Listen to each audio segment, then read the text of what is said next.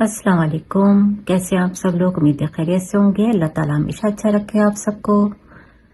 आज मैं बना रही हूँ अपना थर्ड व्लॉग और उम्मीद है कि आप सब अच्छी तरह होंगे और सर्दियाँ मना रहे होंगे सब जगह। यहाँ भी स्नो पड़ रही है एक दो दिन से। आज पूरा दिन कल से शुरू हुई थी बल्कि, तो बहुत ज़्यादा तो नहीं है लेकिन कुछ इंच आज हो गई है। तो अभी रोड साफ करके गए हैं और अच्छी खूब ठंड हो रही है।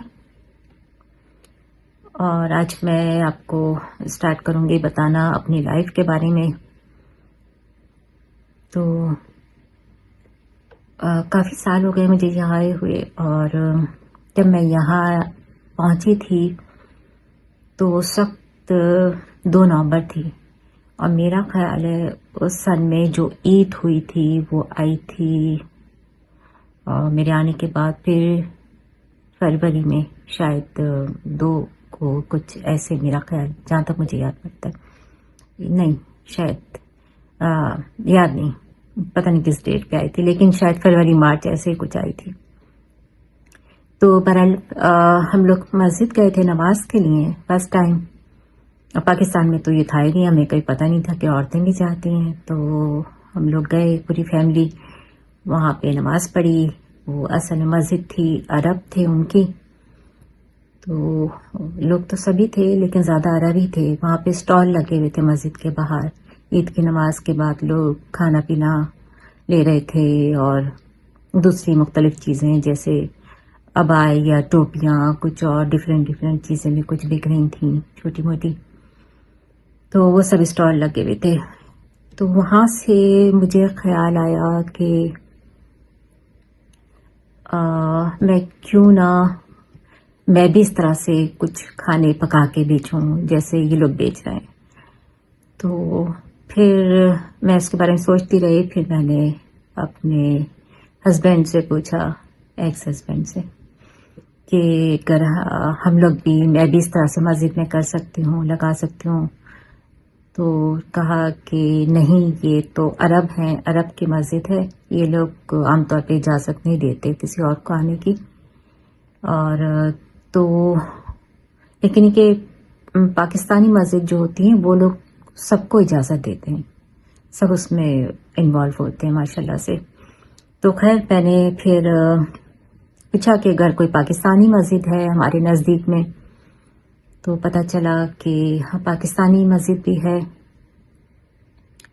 तो फिर हम लोग वहाँ गए थे नमाज के लिए, ईद का भी कोई प्रोग्राम था वहाँ पे। तो वहाँ से मुझे किसी तरह मस्जिद का नंबर मैंने लिया किसी से, मुझे सही से याद नहीं किससे मिला था बहरहाल। तो वहाँ से मैंने नंबर लिया, फिर मैंने आके मस्जिद कॉल करी, फिर 1 को 2 को, फिर एक ने दूसरे ने तीसरे का नंबर दिया कि नहीं हमें नहीं पता, हमें नहीं पता। तो मैं उनसे पूछना चाह रही थी कि जैसे वहाँ मस्जिद में होता है तो मैं यहाँ पे एवरी फ्राइडे के कोई स्टॉल लगा लिया करूँ, खाने का, खाना सेल कर दूँ जुमे की नमाज के बाद। तो फिर फाइनली जो मस्जिद के प्रेसिडेंट थे उनका नंबर मिल गया, उनसे बात हुई। बहुत अच्छे इंसान, अल्लाह ताला उनको ज़िंदगी दे और इसी तरह वो इंशाअल्लाह अभी भी काम कर रहे हों। मैं उनसे कभी मिली नहीं, लेकिन उनकी फ़ोन पे ही मेरी एक दफ़ा ही बस बात हुई थी, 1-2 दफ़ा उनसे।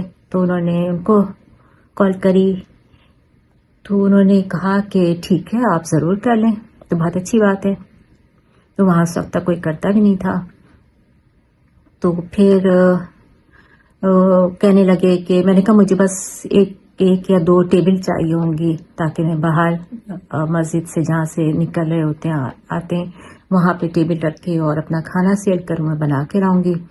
उन्होंने कहा हमारे पास किचन भी है नीचे बेसमेंट में, अगर आप यहाँ पे बनाना चाहें, यहाँ करना चाहें तो यहाँ से कर लें, बना लें, उस किचन को भी यूज़ कर सकती हैं।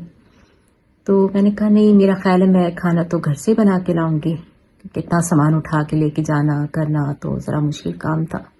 और मैं फ़र्स्ट टाइम ये सोच रही थी, मैं तो कुछ आइडिया भी नहीं था उस वक्त तक असल में।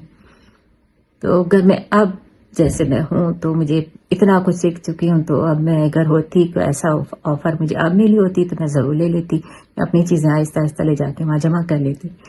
لیکن وہ فرسٹ ٹائم تھا تو مجھے اندازہ نہیں تھا. بہرحال میں کھانا پکا کے بڑے بڑے سے ہاٹ باکس ہوتے ہیں یہاں پہ ملتے ہیں میٹل کے, تو اس میں پھر کنٹینر بنا کے صبح صبح بریانی, اور تو مجھے بھی یاد نہیں رہا کتنی چیزیں بناتی تھی. بریانیوں کے ہوتے تھے بڑے والے آلو والے سموسے جو ہوتے ہیں وہ ہوتے تھے, اور رول ہوتے تھے, کباب پراٹھے کے, اس طرح کی 3-4 چیزیں بنا کے اور ٹو گو کے جو کنٹینر ہوتے ہیں اس میں ڈال کے اور وہ بھجوایا کرتی تھی. تو وہاں اچھے سیل ہونے لگے ماشاءاللہ کرتے کرتے. پھر آہستہ آہستہ اتنے زیادہ لائن لمبی ہونے لگی, اتنے بڑھنے لگے کہ لوگ شکایت کرنے لگے کہ ہم اتنی دیر لائن میں کھڑے ہوئے اور کھانا ختم ہو گیا. تو پھر ہوا یہ کہ میں نے گھر سے تھوڑا اس کو اور بڑھایا کہ بجائے صرف فرائیڈے کے پھر میں نے اس کا ایڈ بنوایا. ایک انڈین فیملی تھی جو ان کی جو جس اپارٹمنٹ میں ہم رہتے تھے میری لینڈ میں, جب میں سب سے پہلے آئی تھی تو ہم لوگ میری لینڈ میں رہے تھے. تو میری لینڈ میں اپارٹمنٹ میں مینیجر تھے, وہ آفس میں انڈین تھے, انڈین فیملی تھی, تو کافی اچھے لوگ تھے. تو انہوں نے ان کی جو بیٹی تھی ان سے میں نے کہا کہ مجھے فلائر بنوانا ہے. بات کری ان لوگوں سے کہ کس سے بنواؤں, کہاں سے کوئی ہے.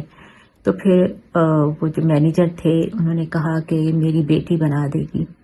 تو اس نے پھر مجھے فلائر بنا کے دیے. پھر میں نے فلائر بھجوائے اپنے ہسبینڈ کے ساتھ. ان سے جو پاکستانی ریسٹورنٹ وغیرہ تھے, اسٹور تھے وہاں پہ. تو اس طرح سے بس اس کو یہیں پہ ختم کرتے ہیں آج. اس کے بعد آگے آپ کو بتاؤں گی انشاءاللہ. تو دعا میں یاد رکھیے گا. اللہ تعالیٰ آپ سب کو اپنی حفاظت میں رکھیں, صحتوں کے ساتھ.